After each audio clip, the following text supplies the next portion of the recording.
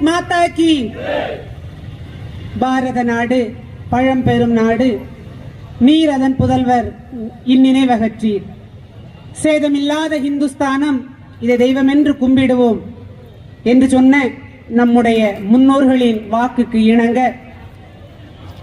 இன்று மிகவும் சிறப்பாக தேனி மாவட்டம் சின்னமனூரில் இந்த கூட்டமானது மிகச் சிறப்பாக நடைபெற்றுக் கொண்டிருக்கின்றது. எனக்கு ரொம்ப சந்தோஷம். என்ன காரணம்னா, தமிழகத்தில் ஏதாவது ஒரு நிகழ்வு நடக்கும் அப்படின்னு சொன்னா இங்க இருக்கக்கூடிய கட்சிகள் எல்லாம் சொல்லுவாங்க, அமைதியா இருங்க, பேசாம இருங்க, பிஜேபி உள்ள வந்துரும், பிஜேபி உள்ள வந்துரும் அப்படின்னு சொல்லுவாங்க. ஆனால் இன்றைக்கு தேனி மாவட்டத்திலே எங்கே தாமரை எங்கே தாமரை என்று கேட்ட இடத்திலே எங்கும் தாமரை எங்கும் தாமரை என்று உட்கார்ந்து கொண்டிருக்கக்கூடிய உங்கள் அத்தனை பேரையும் பார்க்கின்ற பொழுது நிச்சயமாக மேடையில இருக்கக்கூடிய பெரியவர்கள் எல்லோரும் சொன்னது போல 2026 சட்டமன்ற தேர்தலிலே தேனி மாவட்டத்திலே இருந்து 4 சட்டமன்ற உறுப்பினரும் வெற்றி பெறுவார்கள் என்கின்ற நம்பிக்கை நமக்கு இருக்கின்றது. இந்த நிகழ்ச்சி பட்ஜெட் விளக்க பொதுக்கூட்டம், இதை சீரோடும் சிறப்போடும் தலைமை தாங்கி நடத்தி கொண்டிருக்கக்கூடிய மாவட்டத்தினுடைய தலைவர் மரியாதைக்குரிய ராஜபாண்டியன் அவர்களே, முன்னிலை வகித்துக் கொண்டிருக்கக்கூடிய மரியாதைக்குரிய சின்னமனூர் நகர தலைவர் கே சிங்கம் அவர்களே,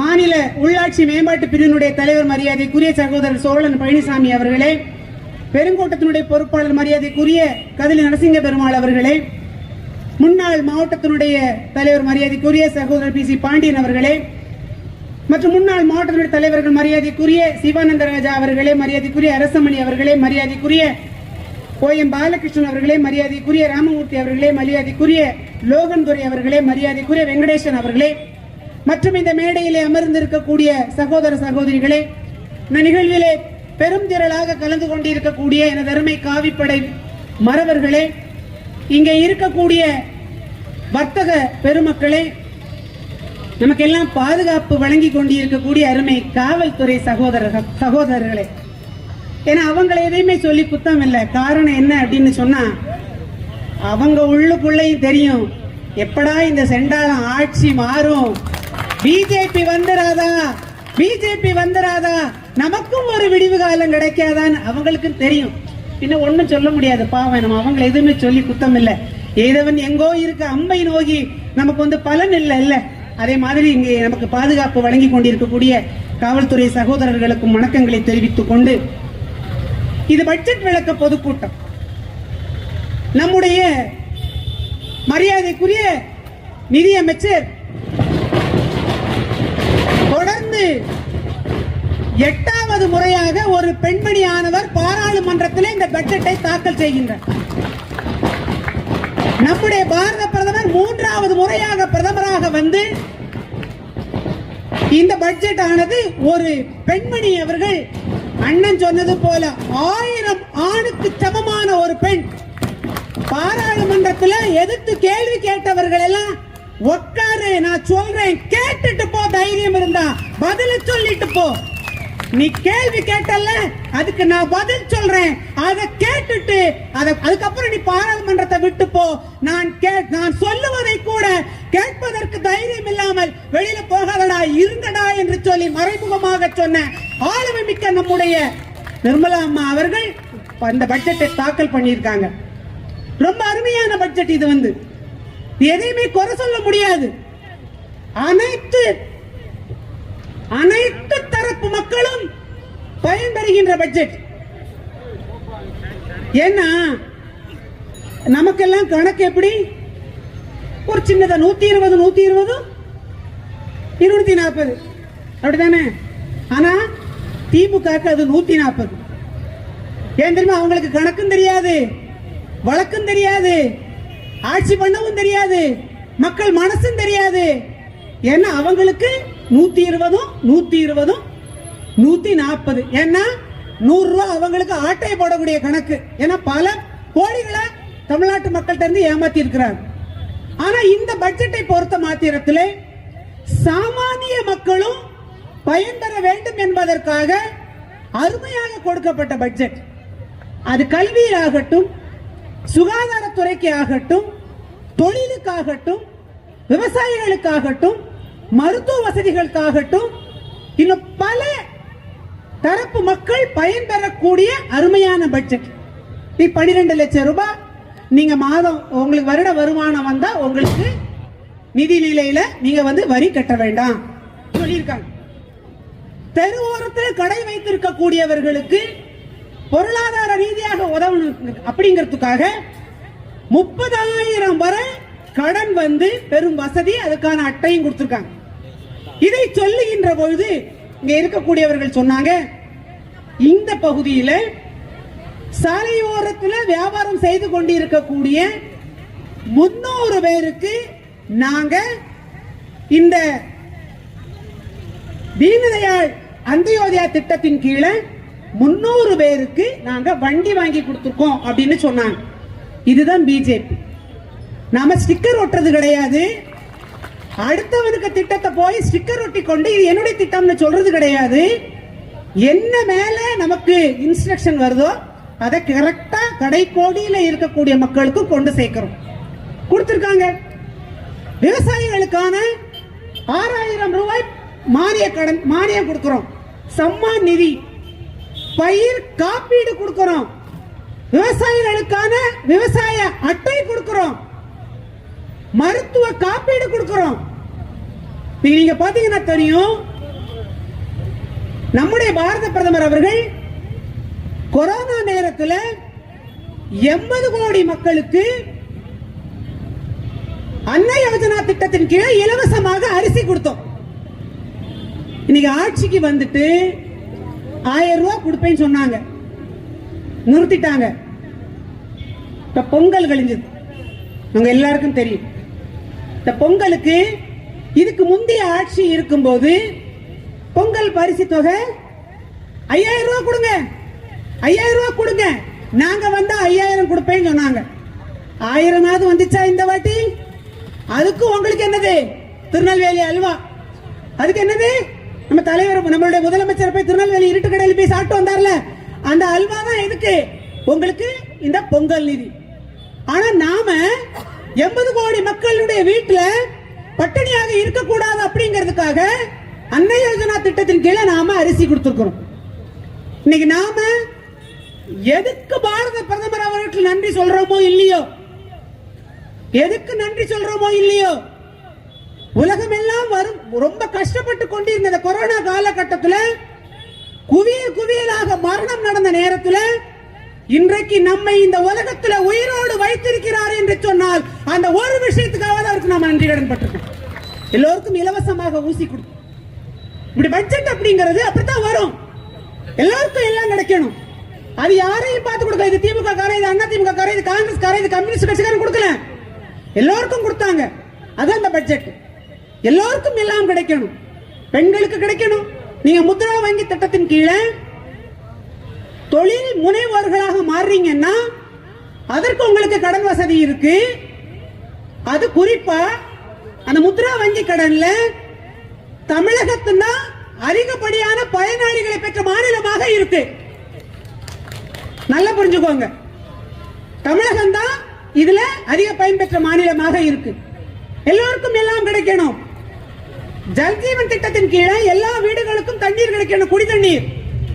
இங்க சின்னமனூர் நகர்ல ஜல்ஜீவன் திட்டத்தில் அம்ருத் திட்டத்தின் கீழே எல்லா வீடுகளுக்கும் சுகாதாரம் குடிநீர் கிடைக்கணும்னு 28 கோடி ரூபாய் ஒதுக்கீடு பண்ணிருக்கிறாங்க நம்முடைய மத்திய அரசாங்கமானது. இது உங்க எல்லாருக்கும் பயனடையக்கூடிய ஒரு திட்டம். எல்லாருக்கும் சுகாதாரமான குடிநீர் கிடைக்கணும். இதெல்லாம் நீங்க பாத்தீங்கன்னா தண்ணிக்கு ரொம்ப கஷ்டமா இருக்கும். எங்கேயோ இருந்து நாம 4 குடத்தை இடுப்புலையும் தலையிலையும் வச்சு தூக்கிட்டு வருவோம். அந்த மாதிரியான ஒரு சூழ்நிலை தாய்மார்களுக்கு வரக்கூடாது அப்படிங்கிறதுக்காக நம்ம கொடுத்துக்கிறோம்.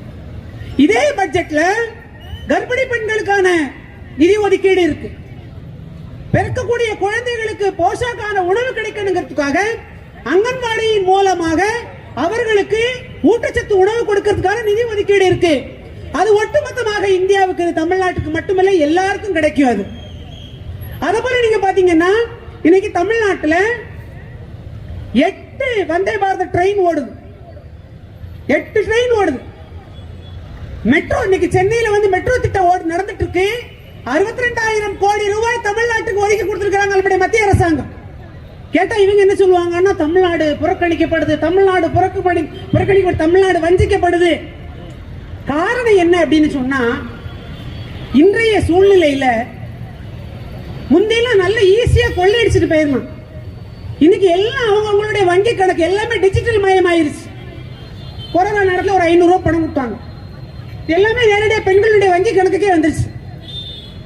இதுக்கு முன்னாலெல்லாம் என்ன ஆகும், முன்னாள் பாரத பிரதமர் ஒரு சொல்லுவாராம், காங்கிரசினுடைய பிரதமர், நான் 100 ரூபாய் ஒருவருக்கு ஒரு நலத்திட்ட உதவியாக நான் கொடுக்க வேண்டும் என்று நினைத்தால், அது நான் சென்னையில் டெல்லியில இருந்து நான் அந்த பணத்தை ரிலீஸ் பண்ணும்போது அது கன்னியாகுமரியில இருக்கக்கூடிய கடைக்கோடி ஒருத்த கைக்கு போகும்போது அது 5 ரூபாயாக போய் சேருகின்றது. ஆனால் நம்முடைய மோடி அரசாங்கத்திலே அவர் 100 ரூபாய் கொடுத்தால் 100 ரூபாய் இடைத்தரகர்கள் இல்லாமல் நேரடியாக பயனாளிக்கு போகும். இப்ப அவங்களுக்கு அதான் ரொம்ப அப்படியே வைத்தறிச்சல், எங்கேயுமே கொள்ளையடிக்க முடியல. கணக்கு கேட்கிறாங்க, நீங்க எல்லாம் கணக்கு கொடுங்க, கரெக்டா நாங்க பணம் கொடுத்துறோம்னு சொல்றாங்க. நீங்க ரயில்வேக்கெல்லாம் நீங்க திட்டம் கொடுத்துட்டு இருக்கீங்க, எத்தனையோ நிதி ஒதுக்கீடு பண்ணி கொடுத்தீங்க, இது அங்க பாதியில கிடக்கு. இருக்கட்டும், இன்னைக்கு ரயில்வேனுடைய மேம்பாட்டு பணி நடக்கும் போது இடத்தை வாங்கி கொடுப்பது தமிழ்நாட்டு அரசாங்கத்தினுடைய கடமை. இன்னைக்கு ரயில்வே பணிகள்லாம் கொஞ்சம் முடக்கப்பட்டு இருக்கு. காரணம் அப்படின்னு சொன்னா 25% இழந்தா நம்முடைய தமிழ்நாட்டு அரசாங்கம் அக்விசிஷன் பண்ணி கொடுத்துருக்கு. நீங்க பாக்கி 75% இடத்தையும் கொடுத்தீங்கன்னா இன்றைக்கு நீங்க வந்து இன்னைக்கு தேனியில இருந்து கேட்கக்கூடிய ட்ரெயின், மதுரையில இருந்து கேட்கக்கூடிய ட்ரெயின், கன்னியாகுமரி இருந்து கேட்கக்கூடிய ட்ரெயின் எல்லாமே உங்களுக்கு வரும். இன்னும் 8 வந்தே பாரத் வரும். இன்னைக்கு சாமானிய மக்கள் பிளைட்ல போகணும்னு ஆசையா இருக்கும், இடம் கிடைக்குமானால் இங்கேயும் ஒரு 10-25 விமான நிலையம் கொண்டு வரதுக்கு நம்முடைய மோடி தயாரா இருக்கிறாங்க. ஆனா செய்ய மாட்டேங்கிறீங்க நீங்க.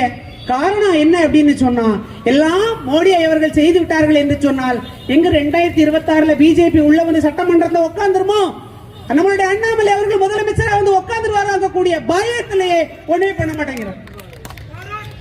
பயம் இன்னைக்கு உண்மையாகவே நம்முடைய மாநில ஐயா அவர் வர மாட்டார், டெல்லியில சொல்லியாச்சு, அவரை எப்ப தூக்கிடுவாங்க, அவர் இனி அடுத்தாப்புல கிடையாது. போப்பா, நான் 2026 எலெக்ஷன் முடிகிற வரைக்கும் அண்ணாமலை நான் இங்கதான் இருப்பேன்னு நேற்றுக்கு சொல்லிட்டார். பயம் அவங்களுக்கு. என்ன பயம்? நம்ம டெல்லியில ஆட்சியை பிடிச்சாச்சு, உங்க எல்லாருக்கும் தெரியும். பீகார் நம்மள்கிட்ட தான் இருக்கு. எங்க இருக்கு பீகார்? யார்கிட்ட இருக்கு? நம்ம கிட்ட தான் இருக்கு. ஊழல் பெருச்சாளிகள் எல்லாரும் ஒன்னொன்னா இன்னைக்கு பீகாருக்கு போக போறாங்க அப்படின்னு ஒரு 2-3 மந்திரிக்க பேர் அப்படி அரசல் பரசலா சொன்ன உடனே தமிழ்நாட்டு கவர்மெண்ட் பயந்து போய் என்ன பண்ணிட்டாங்க, இலாக்காவெல்லாம் மாத்தி மாத்தி நேத்துக்கே அறிவிச்சாச்சு. எங்க இவங்க எல்லாம் உள்ள போயிருவாங்களோ பயந்து இலாக்கா மாத்தினாங்களா? நேத்துக்கு நிறைய பேருக்கு இலாக்கா மாறி போச்சா? அண்ணாமலைன்னு சொன்னா பயம் அவங்களுக்கு. எங்க இவர் சொல்றதெல்லாம் செய்துட்டு இருக்காரு. அறிவாலயத்தில் இருக்கக்கூடிய ஒவ்வொரு செங்கலாக உருவுகின்ற வரை அண்ணாமலை செங்கல் திருடன். திருடனுக்கு திருட்டு புத்தி தானே இருக்கும். திமுக புத்தி என்னது? திருட்டு புத்தி. அவங்க திருட்டு ரயில் ஏறி வந்த குடும்பம் தானே, அவங்களுக்கு புத்தி எப்படி இருக்கும்? அப்படிதான் இருக்கும். இங்கே அறிவாலயத்தில் இருக்கக்கூடிய ஒவ்வொரு கள்ளனாக பிடித்து ஒவ்வொரு செங்கல் என்பது அங்க இருக்கக்கூடிய ஒவ்வொரு கள்ளன், ஒவ்வொரு ஊழல்வாதி, ஒவ்வொரு ஊழல் பெருச்சாளி, இவர்களை எல்லாம் ஒன்னொன்னா உருவி உருவி நான் திகார் ஜெயிலுக்கு அனுப்புவேன் என்று நாசுக்காக சொன்ன நம்முடைய தலைவரை செங்கல் திருடன் திருட்டு பயலுக்கு திருட்டு புத்தி தான் இருக்கும். அப்படி ஒரு பாய்ந்து கொண்டிருக்கக்கூடிய ஒரு சூழ்நிலை. அப்ப இந்த பட்ஜெட்ல நமக்கு ஜல்ஜீவனுக்கு நிதி ஒதுக்கீடு இருக்கு. வருமான வரிக்கு இங்க மக்கள் இருக்கிறாங்க, 6.5 கோடி மக்களுக்கு மேல வருமான வரியில விலக்கு பெறாங்க. வீடு கட்டும் திட்டத்தில் நம்ம மக்கள் பயனடைகிறாங்க. முத்ரா வங்கியில லோன் எடுக்கிறாங்க. சாலையோர வியாபாரிகள் இருக்கிறாங்க. நம்மளுடைய ரயில்வே திட்டம் நமக்கு இருக்கு, மெட்ரோ திட்டம் நமக்கு இருக்கு, விமான தளம் அமைக்கிறதுக்கான வாய்ப்பு இருக்கு. அதே போல பாத்தீங்கன்னா பயிர் காப்பீடு திட்டம் வாங்கக்கூடியவங்க இருக்கிறாங்க, விவசாயி கடன் வாங்குறவங்க இருக்கிறாங்க, மருத்துவ காப்பீடு பெற்றவங்க இருக்கிறாங்க, கர்ப்பிணி பெண்கள் போஷாக்கான அங்கன்வாடியில வாங்குறவங்க இருக்கிறாங்க, அங்கன்வாடி குழந்தைகளுக்கான அந்த பொருளுக்கான பண நிதி உதவி மேல இருந்து நமக்கு கிடைக்கிறது. இப்படி எல்லா சிறு குறு விவசாயிகள், சிறு குறு தொழில்கள் நிறைந்த மாநிலம் தமிழ்நாடு. இன்னைக்கு எங்க பார்த்தாலும் நம்ம ஒரு தொழிலினுடைய முன்னோடியாக தமிழ்நாடு இருக்கு. இங்க இருக்கக்கூடிய சிறு குறு தொழிலாளர்களுக்கு என்று அதிகப்படியான நிதி ஒதுக்கீடு இந்த பட்ஜெட்ல இருக்கு. அதுல அதிகமாக பயன்பெறக்கூடியவங்க நம்ம தமிழ்நாட்டுக்காரங்க. இதெல்லாம் நீங்க சொன்னா இந்த பட்ஜெட் தமிழ்நாட்டை வஞ்சிக்குதுன்னு சொல்லி அவங்க அங்கங்கே விளக்கு பொது கூட்டம் போட போறாங்க. நாம நிதி இவ்வளவு தூரம் போட்டிருக்கோம், நமக்கு எல்லாரும் கொடுத்துருக்கோம், நாம விளக்க கூட்டம் போட்டா இங்க ஒண்ணுமே தரல அப்படின்னு சொல்லி இவங்க ஒரு விளக்க கூட்டம் போடுறாங்க. காரணம் என்ன அப்படின்னு சொன்னா, இவர்களுக்கு தமிழ்நாட்டில் 2026 ஆட்சிக்கு வரமாட்டோம் அப்படிங்கக்கூடிய ஒரு எண்ணம் வந்து போச்சு. ஏன் தெரியுமா? சேகர் பாபுன்னு ஒருத்தர் இருக்கார், தெரியுமா? தெரியும் தானே? அவர் ஒரு நாளைக்கு பேட்டி கொடுத்தார். இந்த திருப்பரங்குன்றம் இஷ்யூல, திருப்பரங்குன்றம் முருகர் மேல கை வச்சவன் உருப்பிட்டதா சரித்திரமே கிடையாது. உண்மை அது. முருகர் மலை குன்றி இருக்கும் இடமெல்லாம் குமரனுக்கு தான் சொந்தம், அது வேற யாருக்கும் சொந்தம் கிடையாது, சொந்தம் கிடையாது. அவங்களுக்கு அது தெரியும். அதனாலதான் என்னவோ அந்த முருகரே நாக்கில அந்த சேகர் பாபு வாயில சொல்ல வச்சாரா தெரியாது. 2026 234 தொகுதியில 34 தொகுதி நாம ஜெயிப்போம்னு சொன்னா கட்டாயமா அவ்வளவுதான் உங்களுக்கு கிடைக்கும். கண்டிப்பா அவ்வளவுதான் உங்களுக்கு கிடைக்க போது, தோக்க போறீங்க. அதுல உண்மை. ஏனென்று சொன்னால், நீங்கள் இங்க இருக்கக்கூடிய நம்முடைய பெரும்பான்மை சமுதாயத்திற்கு இழைத்துக் கொண்டிருக்கக்கூடிய துரோகம் இது பெரியார் மண்ணு கிடையாது, இது சனாதன மண் என்பதை கடவுள் இந்த 2026 உங்களுக்கு காட்டுவாங்க. அதுல எந்த மாற்றமும் கிடையாது. அப்ப நீங்க பொங்கலுக்கு வாழ்த்து சொல்ல மாட்டீங்க, தீபாவளிக்கு வாழ்த்து சொல்ல மாட்டீங்க, தைப்பூசத்துக்கு வாழ்த்து சொல்ல மாட்டீங்க, இங்க நடக்கக்கூடிய எல்லா பண்டிகைகளுக்கும் வாழ்த்து சொல்ல மாட்டீங்க, கோவில்களுக்கு போக கூடாதும்பீங்க, சாமி இல்லம்பீங்க. ஆனா உங்க வீட்டுல இருக்கக்கூடியவங்க எல்லாரும் உங்க வீடுகள்ல எல்லா பூஜை புனஸ்காரம் கோவில் கோலமா சுத்தி சுத்தி சுத்தி சுத்தி ஒன்ன மட்டும் நினைச்சுக்கோங்க. துர்கா ஸ்டாலின் மட்டும் ஸ்டாலினுக்கு பொண்டாட்டியா கிடைக்கல அப்படின்னு சொன்னா அவர் போற இடம் புல்லு முளைச்சிரும். அவங்க கோவில் கோயிலா போறதுனால அந்த புண்ணியத்துல கொஞ்சம் பங்குதான் இன்னைக்கு சிஎம்மா உட்காந்துருக்கு. அவங்க அவ்வளவு கோயிலும் போய் சாமி கும்பிட. அப்படிப்பட்ட அவர்களுக்கே தெரியும் 2026 நிச்சயமாக நாம வரப்போறது கிடையாது. ஏன்னா எதுவுமே செய்யல. 501 வாக்குறுதிகள் கொடுத்தாங்க. 501 வாக்குறுதிகள் கொடுத்து அதுல ஒன்ன கூட முழுமையாக நிறைவேற்றல. 1000 ரூபாய் கொடுப்பேன்னாங்க பெண்களுக்கு, விடோ பென்ஷனை நிறுத்திட்டாங்க. அதே போல பாத்தீங்க அப்படின்னு சொன்னா இந்த மாற்றுத்திறனாளிகளுக்கு கொடுக்கக்கூடிய உதவித்தொகையை நிறுத்திட்டாங்க. கல்யாண பெண்களுக்கான திருமண நிதி உதவியை நிறுத்திட்டாங்க. அது எல்லாத்தையும் என்னெல்லாம் இலவசமாக ஏழைகளுக்கு கிடைத்திருந்ததோ அத்தனை திட்டத்தையும் நிறுத்திட்டாங்க. 501 வாக்குறுதியும் பொய். 501 வாக்குறுதியும் பொய் சொல்லி ஆட்சிக்கு வந்து உட்கார்ந்துட்டு எதுவுமே செய்யல. மக்கள் மிக தெளிவாக இருக்கின்றார்கள். 2026 இந்த திமுகவை வேறும் வேரடி மண்ணோடும் ஒழிச்சு கட்டணுங்கிற முடிவு கொண்டான். இனி இவன் வந்தா தமிழ்நாடு விளங்கிக்கிடாது.